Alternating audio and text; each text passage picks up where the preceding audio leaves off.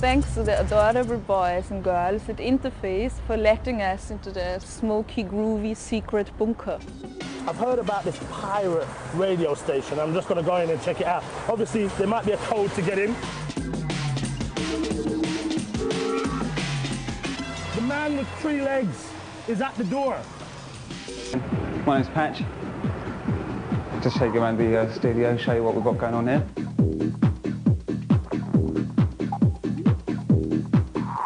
Basically what we do is... Remember, the 5th of November.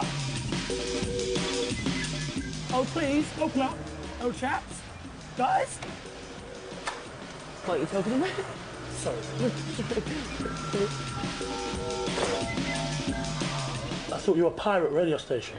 No, we used to be a pirate. Pirate by name, pirate by nature, but the legal status has changed somewhat since then. We were a pirate about 6 years ago, but we made the transition to the internet in '97. Why go onto the internet opposed to getting a license on the airwaves? Well, obviously because it's legal, and we're now reaching a global audience rather than a local audience. They basically log on to our site as they would any other site, and you click on a flag and on comes the music.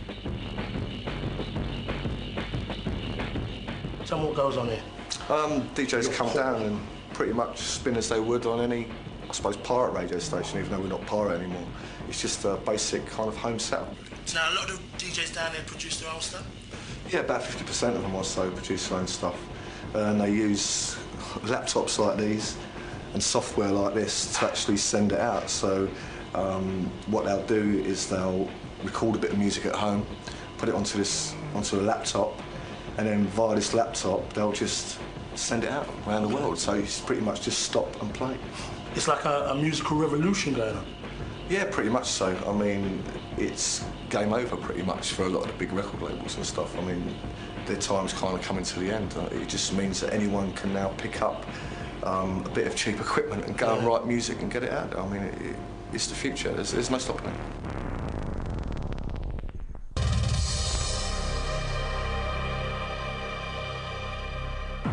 Hey, hello, you come to interFACE, come on in. Back in the day.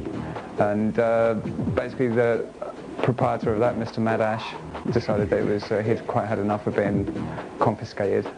So he decided that he needed a new direction. He met up with a couple of people that were involved with the internet, had networks set up, etc., etc. Basically hooked up with them, and interFACE got born. The station's been going since February '97. It's been going really well. From about day one, we had people that were interested in hearing what interFACE had to offer, and we've got a real worldwide community that do listen to interFACE on a regular basis, and that's extremely gratifying. And you know, it just gets better and better. Industry has started to recognise what we do. And while we don't play their games specifically, while we don't, you know, pander to the normal rules of commercial radio, people are still interested, you know, on quite a big league in what we do. We've got 2 encoders here, both quite meaty. This is just a 486, but it's been working for us for like 3 and a bit years, so if it ain't broke, don't fix it. NT box running a video G2. A couple of chatting machines for the crew that come down, so people that are listening can tap in, leave messages for the DJ, say whatever they want to say, do whatever they want to do. And then we've always got someone down here checking out, you know, the site. And who's down here? Live from London, on the telly. We don't playlist our DJs, but we don't ask our DJs to say anything. We don't ask them to do anything except turn up and play records. Most bedroom DJs could get away with having a setup like this. Little mixer, always gets rinsed, completely whacked out, so we've got about 20 of them or something like that. Technics decks, tape, CD, pitch shifter, of course. 2 big monitors. The site is actually quite large. There's, obviously the first thing they're going to see is the fact that we not only are a radio station, but we do broadcasts from London clubs and elsewhere. One of the first things they'll find will be the fact that we've got quite a large network. We've got a lot of servers, so no one should have any trouble actually connecting to the music. They'll see something that's got no banners on it. They'll see something that's not got any advertising on it. They'll also see that we've got a chat room, which is generally always populated, sometimes by weird people, but quite often by quite lucidly weird people.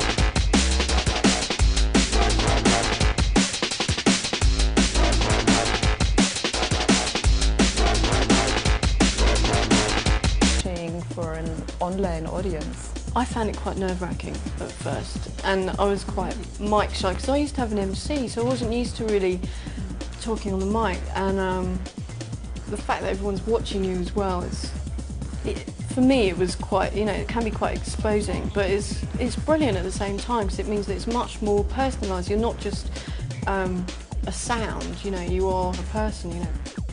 It's completely different. If you played on pirate radio, you get someone in South London and you might be broadcasting from North London, but to actually be broadcasting from in the centre of London and then getting shouts from all over the world, it's quite mind-blowing. We have had reports of Japanese submarines and, like, you know, American Air Force bases and all kinds of things, but it's just really funny because you'll get messages saying, yeah, Jungle Girl from California, yeah, you know, it's kind of, so there's all kinds of people.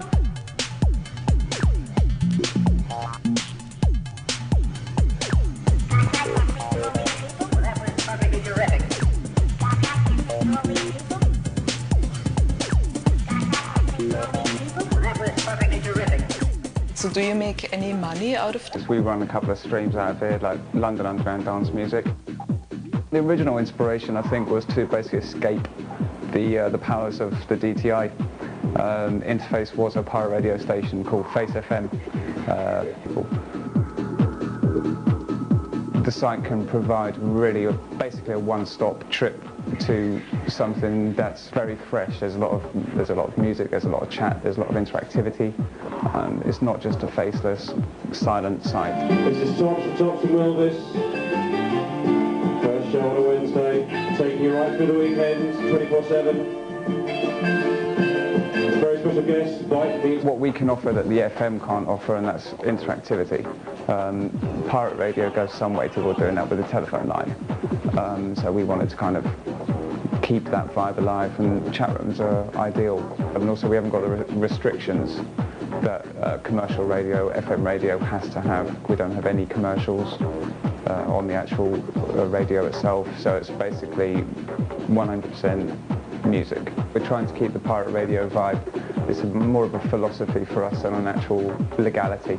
You know, when people's connections start getting bigger and bigger, then basically what they'll start seeing and hearing really will blow them away, and it does then provide an alternative for TV and for, you know, radio.